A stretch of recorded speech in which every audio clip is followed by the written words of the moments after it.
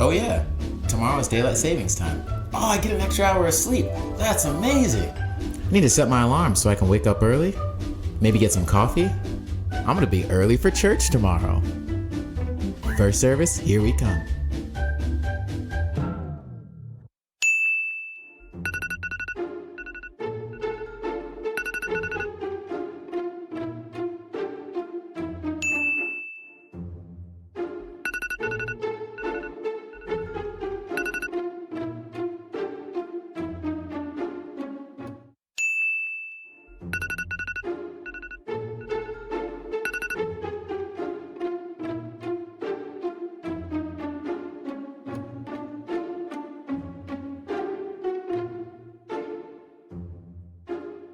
What's up, guys? Hey, we've got live stream and Metro in the house. Can you make some noise for them?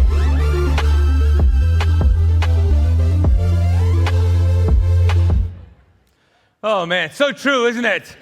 So true for so many of you.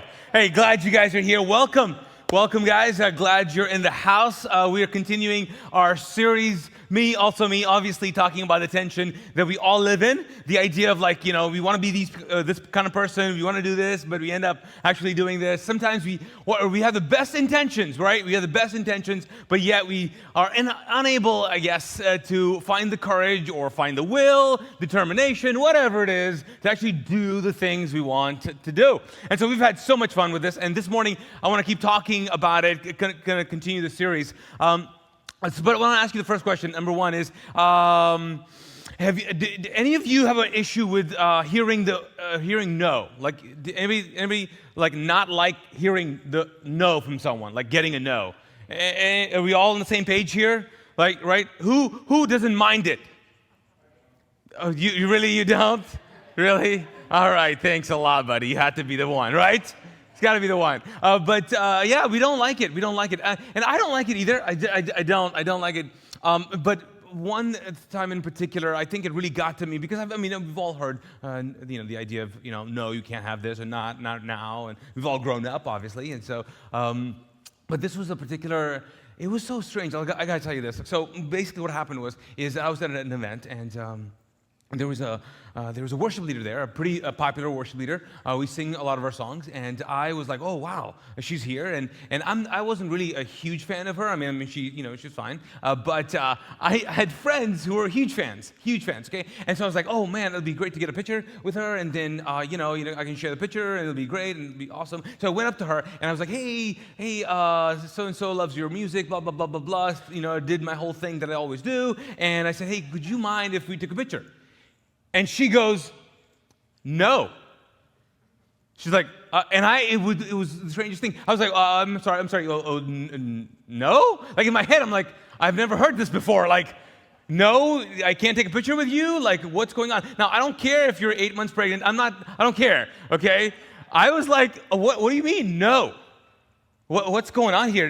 No? How is this working? I didn't know what to say. And she was like, no, we're not going to do that. And I'm like, okay. And I can't tell you, have you ever asked like a celebrity for something and they say no? Have anybody? It's like huge rejection. I felt feelings I've never felt before. I was like, oh, I don't even like you. Like I was like, I don't even listen to your Christian music. I prefer Kanye. No, I didn't say that. I didn't say that at all. That's another topic, which that's another one. But I was dumbfounded by the idea, and the truth is that so many times in our lives we find being shocked by even God saying no to us. I mean, so as we're here this morning, we're thinking, okay, God, what are you saying? What are you doing in our lives? And so if you're here for whatever reason, the truth of the matter is you've prayed a prayer, you've said some things, and you've heard a no, or you've heard something that sounds like a no or not now, and we've all dealt with some kind of rejection, some kind of feeling that a response inside of us when we hear the idea of no, you can't have it. And sometimes life does that too, right? Life does that. Like it gives us a no when we really wanted a yes. It gives us Like, no, you can't have this. And for so many of us, I think we struggle with what do we do with that. Some of us, like, we I don't know, maybe distract ourselves. Maybe we think it's not that big of a deal. I mean, maybe we think, oh, you know what, I really didn't want that anyways. I mean, we make excuses. And so this morning, what I was thinking about, and praying about this topic, I thought, you know what we need to do is really have a conversation about what happens when we feel rejection, when we feel the idea of, like, we're shooting for something, or we're praying for something, and we don't have an answer. Like, what do we do? Because I'm burdened by the reality that I know, even myself and even in my friends, that some of us have just kind of slipped into this idea of despair, or there's just like a spirit of of rejection that's come upon us. Like we're afraid to try new things because we felt like things have happened in our lives and they haven't worked out, so we're not going to try anymore.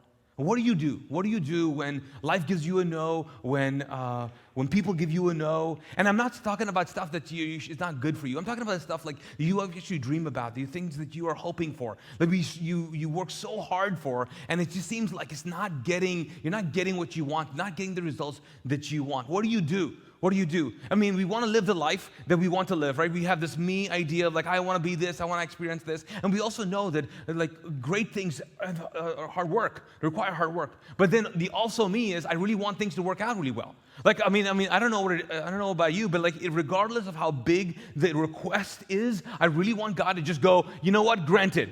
Like, I don't want to keep praying about something. How many of you have ever prayed about something and you've still yet to get an answer? Anybody? Right? That's why some of us are here. We're like, hey, that's what you're watching. You're like, hey, this is what's going on right now. What do you do? What do we do? And what do the scriptures tell us to do when we hear a no, when we hear a not now, when we hear, what do we do when we feel like giving up? Because I feel some of us have kind of given up on a dream, a life, a reality, given up on really mastering something in our lives, maybe overcoming an addiction, maybe overcoming this emotion in our lives. We've given up on some things because so many times we found ourselves hearing a no from life, God, and even people around us. So let's jump in and find out what do we do here. So let's jump in. If you got a Bible, grab that. If you got a device, you can look up the scriptures. You can do that. Also, we'll put it on the screens for you. I want to go first, number one, to the passage of scripture in Hebrews that talks about this idea of faith. Because if you're in a space like this, right, when you're in a spiritual context, when we think about going forward or moving forward or getting a yes from God or from life or things working out, the idea of prayer is always connected to that. And if the idea of prayer is always connected, then the idea of faith is always connected, right? And so Hebrews 1, it's a chapter here that talks about faith. It starts off, and you've probably heard this before. It's the NIV translation. I'm going to read that on purpose for you. It says here, now faith is the confidence in what we hope for and the assurance about what we, help me out, we do not see. It's that. And so when we've read this before, we realize is that God wants us to believe. We believe, and then we achieve. Right? We've heard that idea before. But the idea is, if we have more faith, then we'll get the things we want to get. Or we just, maybe you've heard the expression, name it or claim it. Like, you have to just really believe, and if you believe, and so many of the scriptures are interpreted in that context. If you just have enough, faith, you'll attain the things that God has for you. And because you're hearing a no, it's because connected to your faith. Now, let me read the same passage in a different translation. And it changes the game here. This is Hebrews 1. It says this, faith, it says, faith shows faith shows the what? The reality of what we hope for. It is the evidence of things we cannot see, which is so different, because here faith becomes alive. Faith is the reality of something. So faith is in idea of believing or trusting is moved from now it's an action. It says basically that God's calling us to have a faith that does a lot of things, not just believes, but actually moves and does. And for so long, I feel like in Christianity, it seems like faith is just about trusting and believing, which I'm not saying that's not true. I'm just saying there's more to that. Faith is the reality. You live in the reality of that. So you live as if it's true. But most people who believe in God truly live as atheists because they just don't believe that God is able to do what He said He would do, and they don't live it and act it out. And so, or some of us, we just kind of sit there and just believe, and we don't really do anything. But faith here seems to be active. It's moving. It's a verb here. The truth is that God wants us to have a different kind of faith. And when you look at the teachings of Jesus, connected to either of receiving something or attaining something or possessing something, the faith that He talks about, I think it has a little grit to it, like gritty faith. And so this morning, I want to propose that if you're living in the tension of like, I want to experience this, but I'm experiencing this. I want to hear a yes, but I'm hearing no. I'm trying this, but it's not working out. I'm in this midst of this stuff, and I don't know if I can really attain all the things that I want to attain. I'm not sure if I can get out of this hump. I'm not quite sure if we'll ever get out of this struggle. I'm not quite sure if we'll ever get out of this season. I want to ask you, maybe, just maybe, God's calling you not to just a simple faith, but a gritty faith, a faith that has a bite to it, a faith that's like kind of a dog, like just chewing on a bone. Have you ever tried to take a bone from a dog? Like it's like it doesn't want to give it up. Like, could it be possible that the life that God's calling us to and the faith that God's calling us to experience has to have a lot of teeth in it? It's gritty, it's messy, it's not proper, it's not domesticated, it's a little messy in all the ways. But I know this. I know also the tension is that people who have big faith seemingly have perfect lives, right? They just it's like if everything's going for you, it seems like the doors of opportunity just open up. Like they just open up. But the truth is, especially in the teachings of Jesus, people who've moved the kingdom forward, people who've moved the kingdom even deeper inside of them, have not waited for doors to open up. They've made opportunities for themselves and busted the doors open if need be. And it's the gritty kind of faith that I think that God wants us to step into. It's the conversation we have to have. And if you don't believe me that it's a gritty kind of faith, let me go to the first story. And this is Jesus talking to a woman. And this is one of those passages that most people don't talk about, but it's actually in the Bible, all right? So it's Matthew chapter 15. Okay, you guys are with me here? It's Matthew 15. And it says here, when Jesus left Galilee, he went to a north region of Tyre and Sidon, which is a non-Jewish place, okay, just so you know. And then it says, a Gentile woman who lived there came to him pleading.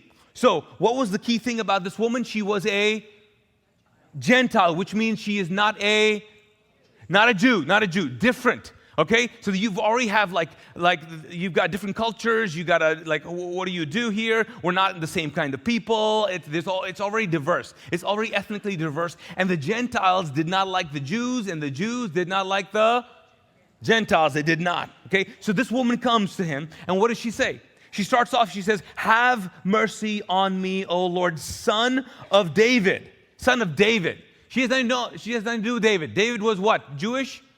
Yes, he was Jewish, but she says, "Hey, have mercy on me." And then she says, "For my daughter is possessed by a demon that torments her severely." But Jesus gave her no what? No reply. Not even a word. Then his disciples urged him to send her away. "Tell her to go away," they said. What's going on here? Okay, so now, if you know anything about Jesus, and if you don't know about Jesus, let me just tell you something right now. Jesus was into the whole, people coming to him and him responding. He always responds. Jesus always responds. He responds in healing. He responds not in the way you want him to respond sometimes, honestly. You never know what you're going to get, With Jesus sometimes, you're like, compassionate Jesus, or oh, don't tell me that, or the philosophical Jesus, he'll tell a story, but you always get a what? She gets no response. Have you ever prayed a prayer and you're like, "Hey, Jesus, anybody, is anyone listening?" Have you ever called on Jesus and it seems like you're just gonna, he's like, "Hey, leave a message." Like I'm not responding. I'm not responding. How many of you are still on hold? Anybody else still on hold? Right? You're like, I'm still waiting. I'm still waiting here. So this is the moment. But have you ever tried to have a conversation with someone and they don't respond to you? What happens initially? The first thing. It's awkward. Do you get a little something? Right? Offended? You get like, are you kidding me right now? Like you can't really ghost me while you're here. Like that doesn't work. You are flat out ignoring me. That's worse than getting a bad response, right? Like it basically says, you don't exist. That is the worstest. It's the worstest. That's a word, I think. Right? I mean, English is not my first language, but still, I think it's a word. It's a word. Because I feel the worstest. It is. It is. And especially when you know the person can hear you. Oh, that person's the worstest. So now, it's so awkward that the disciples are like, okay, Jesus is, maybe he's tired. Maybe I don't know what's going on. You know what? I think he's bothering her. And so they go on, and she goes, she is bothering us with all her what? Begging. This is in the Bible. This is the disciples. You know what? This begging is too much. Like compassion went out the door. Okay, what's going on? She's bothering. And then what happens? Then Jesus said to the woman, okay? He doesn't acknowledge anything. He just starts talking, and this is what he says. Oh, this is good. I was sent only to help God's lost sheep, the people of Israel. Was she Jewish? No. What is Jesus saying? I'm not listening to you because you are non-Jewish. Now stop right here. Is this the Jesus we all love? By the way, would baby Jesus do that? No. Right? No. What happened? Did someone mess up here? Was he having a bad day? Not enough coffee? What happened? He was like, I'm just sent here for the Jewish people. Remember, Jews for Jesus, Jesus for Jews, that kind of thing. Gentiles, it doesn't rhyme. Gentiles for Jews, no, it doesn't rhyme. I'm not doing that. I'm not doing that. But she's okay with this. But she came and worshiped him, pleading again, Lord, help me. Then Jesus responds again, okay, I think this is going to be better, right? Obviously it's going to be better. Okay, first time was like, oh, you don't even exist because you're not my same ethnicity. Is he racist? Then he keeps on going. It's got to get better, maybe.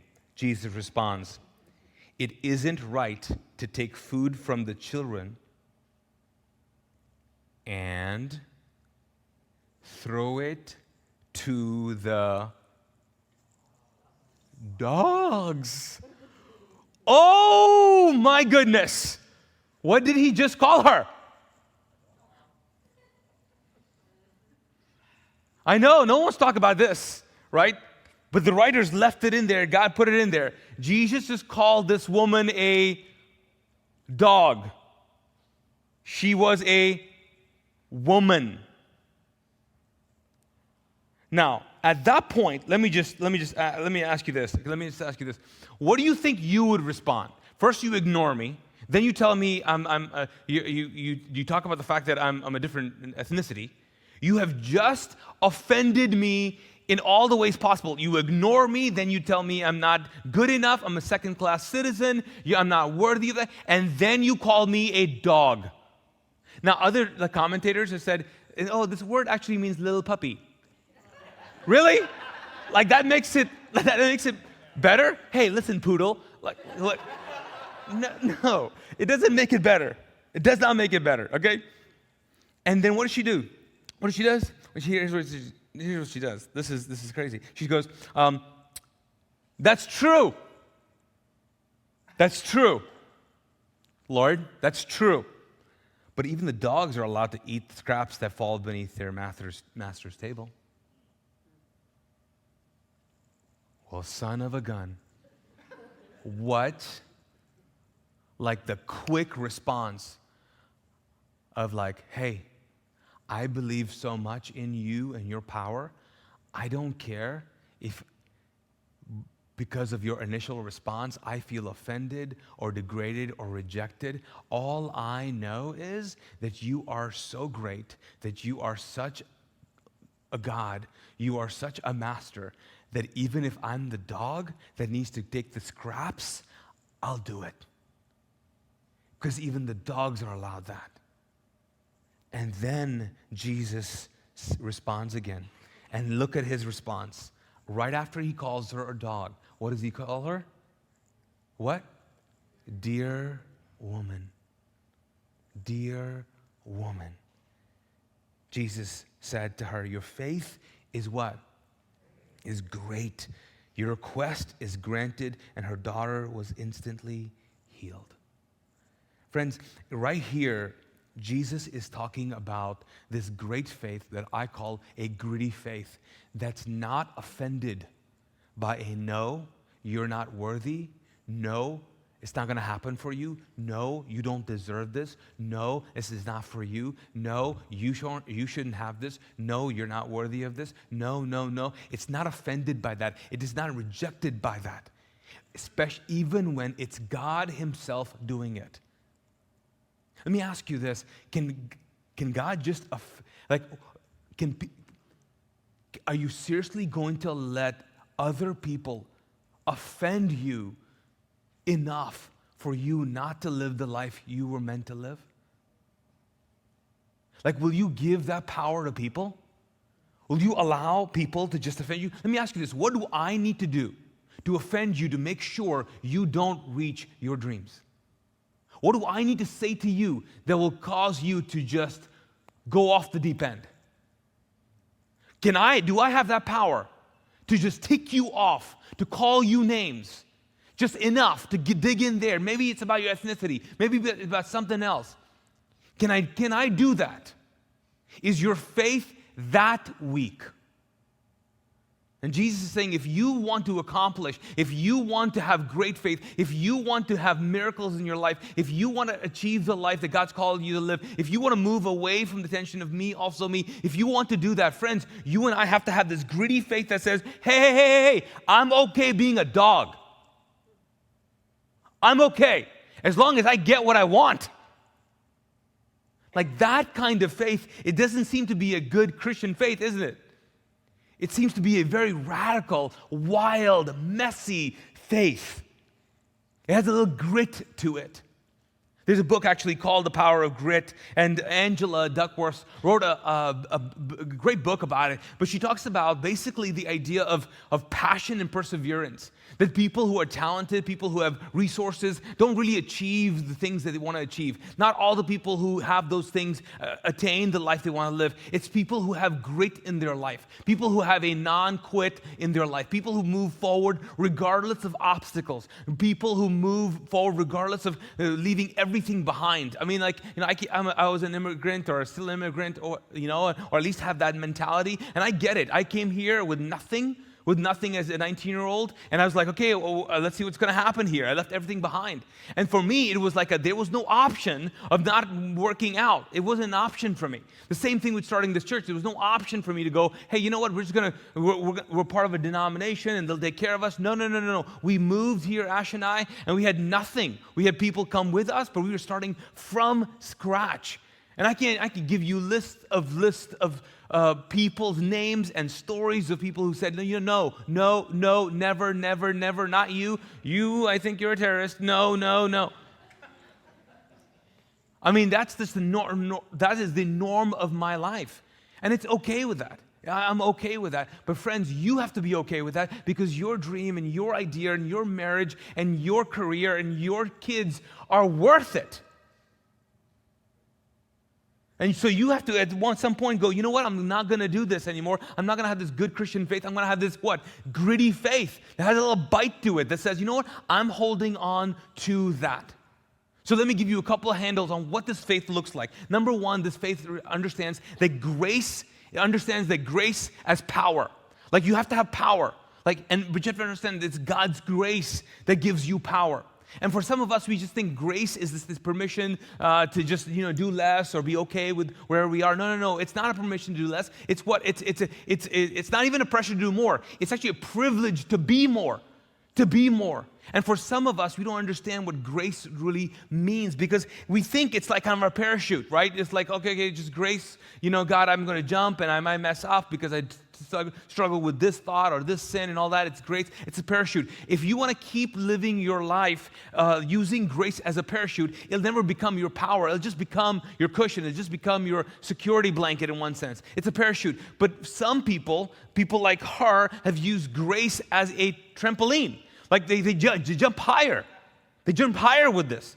Like Paul the apostle who talked about grace, he used it as a trampoline. He knew he wasn't perfect. Paul was a guy who was a Jewish man who killed Christians and then met Jesus and turned his life around and wrote most of the New Testament. Here's what he says, right? He says this. He says, I prayed to God about something. I prayed to God, and every time I didn't get the answer I wanted to get. And so here's where you pick it up. 2 Corinthians, he says this. Each time he said what? He said what? My grace is what? All you need. It's like, that's all the power you need. No. I need things to work out. No. Grace is all you need. And then he says, my power works best in what? Weakness. And so Paul says, so now I'm glad to boast about my weaknesses. So that what? The power of Christ can what?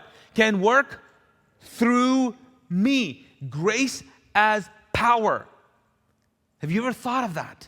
That's what we need when it comes to a gritty faith. We don't understand that. And then he keeps on going. He says, that's why I take pleasure in my weaknesses and in insults and hardships and persecutions and troubles that I suffer for Christ. For when I am weak, what?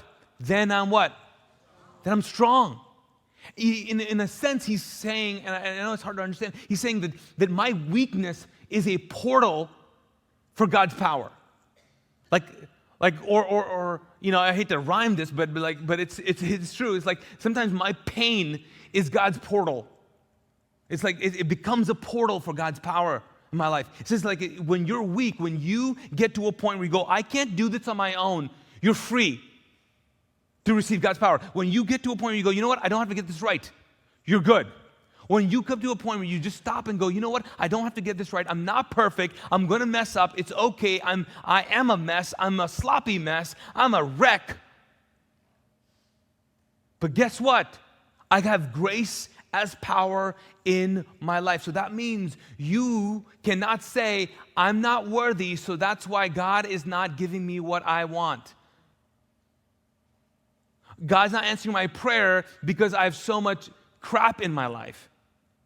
You always had that crap in your life. After you get what you want, you will still have crap in your life. God's saying, use grace as power. As power. We don't understand that. Number two, also a gritty passion requires that we understand that we have to use like a passion as courage. Passion as courage. Have you ever noticed why, when you're traveling, when they say, they'll always make this announcement, they'll say, if the oxygen mask comes down, right? What does it tell you to do? First what? First put on yourself and then for others. Which, if you're a selfless person, you're like, I don't even know. That was my plan. That was my plan, right? That's always the plan. If you ever see movies like this, if there's something wrong with the plane, you're like, I don't care about anybody else. I'm going. If there's a zombie attack, you know what I'm saying? I think about these things. Anyways, but yeah, why do they say that? Do they say that because they only think moms are traveling? Like, did a mom come up with that? Or is it something that they've understood, that the human nature, sometimes when they are with loved ones, the initial reaction is that they want to save the other person. See, I think that if you love something more than yourself, you will give all of yourself. If you love someone more than yourself, you'll give all of yourself to them. It's human nature to move and put yourself in harm's way. I mean, I do this, and I don't know why. I'm not a mom, but I do this. Like, when I'm traveling, I do the whole hand thing. If the car stops, I hit the brakes. They got a belt on. I just... we're on the, I mean, I think I've done this with adults before, okay? I think it's usually, I don't think it's guys, it's usually females. But like, if we're crossing a crossway or something and there's traffic coming, I'll do this. Like, I'm gonna take the bus. Like if bus is not, I'm like, I'm gonna die anyway. Like, why am I doing this? Why am I doing this? Like, what's going on? I don't know, what is it? What is it? See, sometimes when you're consumed with this passion for this cause that you have, this idea that you have, when you are thinking about a marriage that has to work, when you're thinking about your kids, when you're thinking about this career, when you think about this dream, it has to work. You use this passion as courage to move against and come against discouragement in your life. You always do that. It's in us. Regardless of the troubles, regardless of what we're going to face, we do it anyways, because courage has a way, or requires, I think, a clarity of purpose and vision. It requires that. You have to be very clear about, like, no, this is the most important thing. I don't care what happens to me. Now, let me give you a passage here in Acts. This is Paul again, right? Paul, the guy who said my weakness and strength and all that. This is the same guy, okay? He's going around spreading God's message, and there's some people who come to him and say, hey, by the way, hey, I know you're traveling all the way around, but if you go to Jerusalem this one time, I feel like God has told me that you're going to be in trouble. In fact, let me just read this to you, okay? This guy comes to him and he says, hey, I heard you're traveling, but you can't go to Jerusalem, because he was planning on going to Jerusalem. So we pick it up, and he comes to Paul, and he says he does this. So we read. He says he took Paul's belt. He's like, hey, can I borrow your belt? Okay, here's your belt. He took his belt and tied his own hands and feet with it as he prophesied. He says this. He says the Holy Spirit says, the one who owns this belt will be tied up in this same way by the Jews, and they will hand him over to those who are not Jews. So the guy goes, hey, he illustrates what's going to happen. He says, Paul, God told me if you go here, you're going to go to prison. You're going to get in trouble. Do not go. Now, if you have heard this, if I came to you and say, do not do this, and I illustrated it with your belt, or I don't know, with something, I said, God told me to tell you, you should not go here, because if you go here, you're going to be in harm's way. What would you do? What would a normal person do? God said it. Okay, that's clear as day. God, yes. Here's what Paul says. He says this, why do you cry and break my heart with tears? And then he says this, don't you know that I'm prepared not only to be imprisoned, but to die in Jerusalem for the sake of the wonder of the name of our Lord Jesus? I was like, what? He's like, why are you doing this? Why are you breaking my heart? Why? I get where you guys are freaking out about this, but don't you know what I signed up for? Do you know what I signed up for, guys? Like Paul is saying, do you not know who I was? I mean, I helped kill Christians. Are you kidding me? Yeah, sign me up. I'm here for it. Let's do this. Yeah, but God told me to tell you, don't go. No, God just told you to tell me what's going to happen. God just told me how to get ready. He didn't tell me not to go. Because see, when you're passionate about something that's bigger than yourself, you'll give what? All of yourself to it. And you'll use that as courage.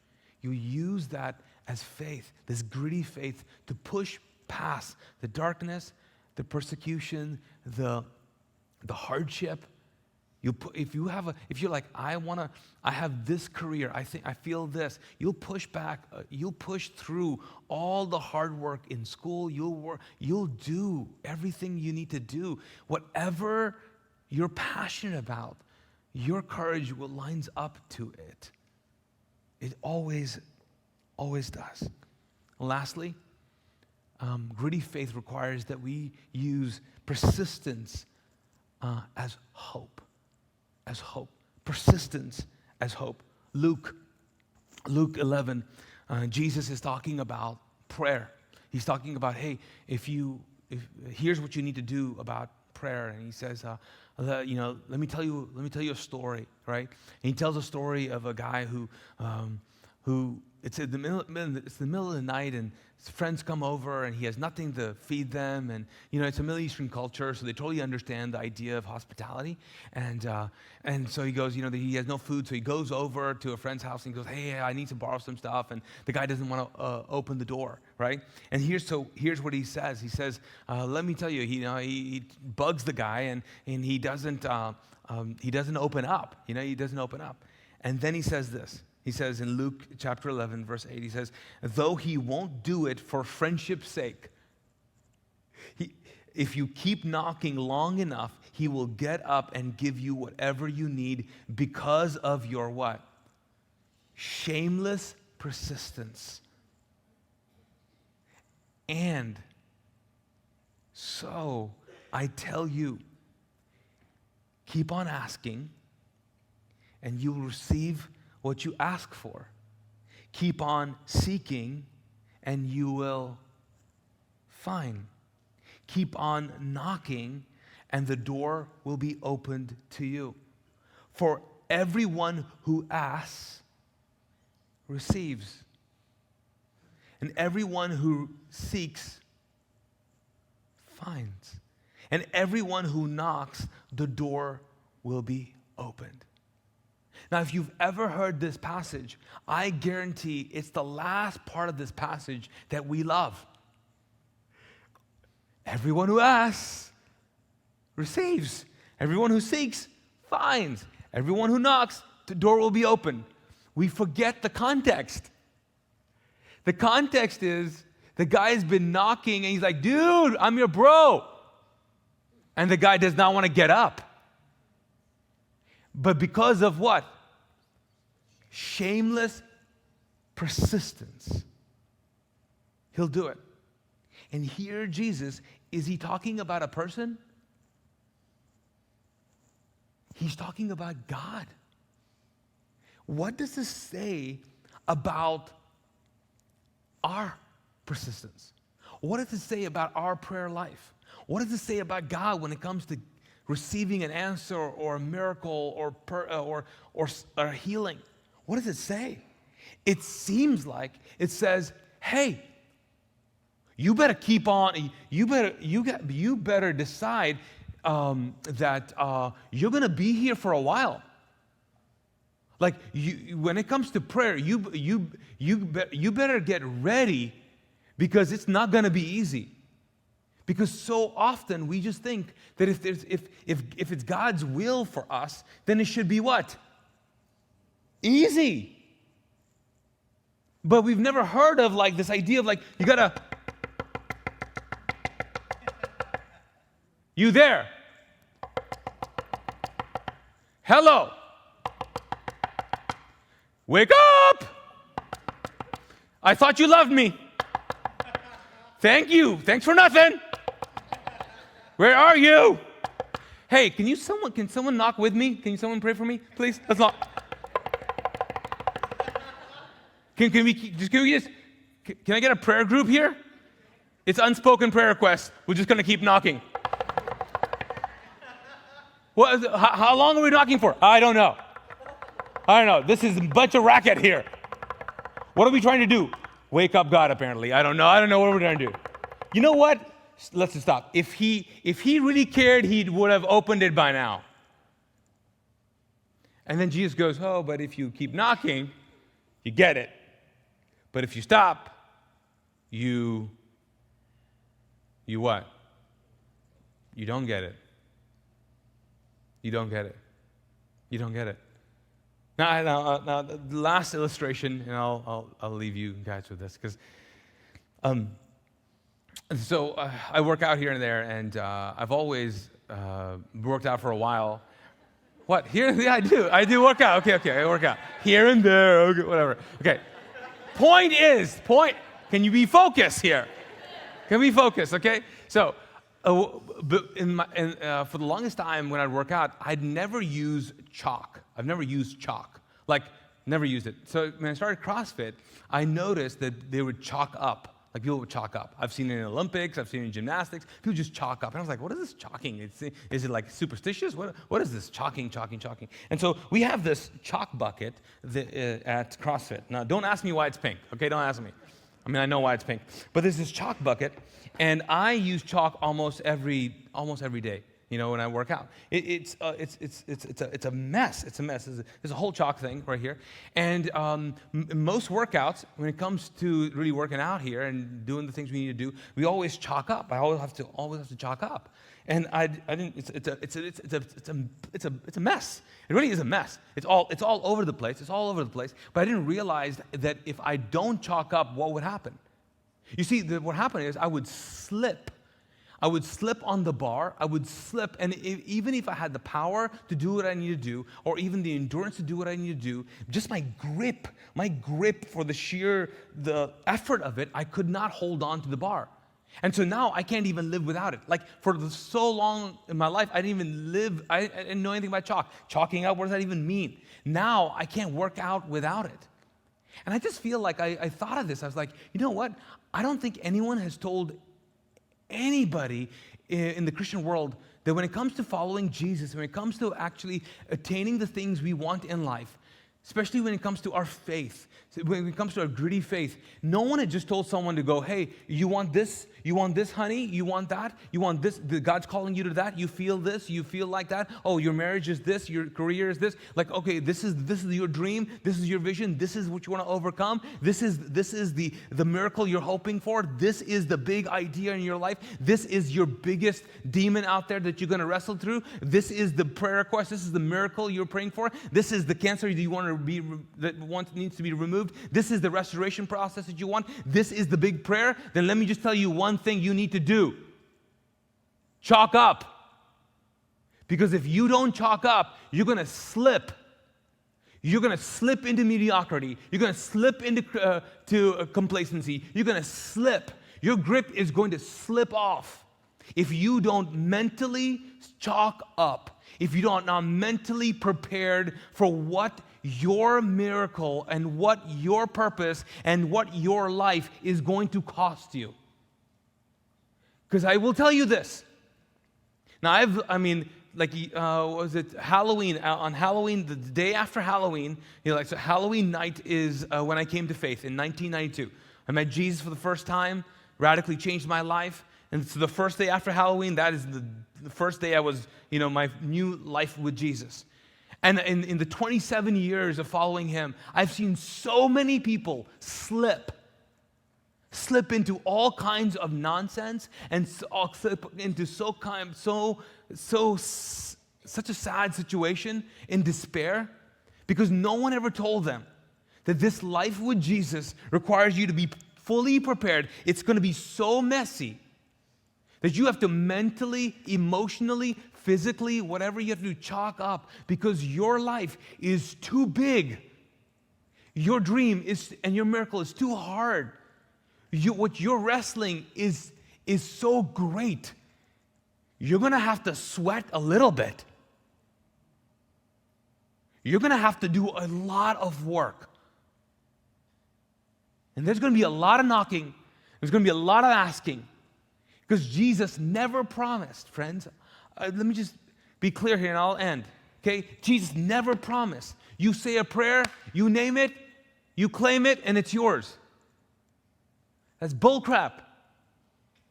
It's not true. But the things I know we struggle with, and the things we're hoping to conquer, man, it's going to require a lot of sweat equity. It's going to require a lot of grit. It's going to require all of you, if you love it, if you love it more than yourself, if it's bigger than you, you'll give all of it. So, let me pray for you. Let me pray that you would not slip, that you would have true faith, that you would not take no for an answer. Let me pray for us. Lord God, I thank you so much for who you are, for the life that you've called us to live. Thank you that within us there's a desire to live more, to be more, to experience more in our faith, in the knowledge of you. God, that we're drawn by your Holy Spirit, that even now we're sitting here and there's something inside of us that says there's so much more to this life than what we've experienced. There's so much more into the reality of an existence that we seem to be just living on cruise control. There seems to be so much more. So Jesus, I pray by the power of your presence that even in this moment that you would cause us to know, to sense that God, the kind of faith you're calling us to is a gritty faith. It's a faith that Jacob said, I'm not letting go till you bless me. I'm not letting go. I'm not letting go till you bless me. God, I pray that we would be moved with the truth that, Father, you do love us. And you're not requiring us to be perfect, but you are requiring us to be willing. Not able, but just willing. Willing to put the effort in there. Willing to keep knocking when everyone else stops. Willing to not be offended. Willing to not feel rejected. Willing to move past bitterness and past despair. Willing to just move in spite of opposition. In spite of things and people just saying you're not good enough and it's never going to happen for you. In spite of pain, in spite of despair, in spite of even sadness, God. The life, the faith you're calling us to is bigger than that. So Lord, I pray against the spirit of rejection, against the spirit of offense, against the spirit of despair. In Jesus' name, I pray against it. I pray your peace over us, God. Over us.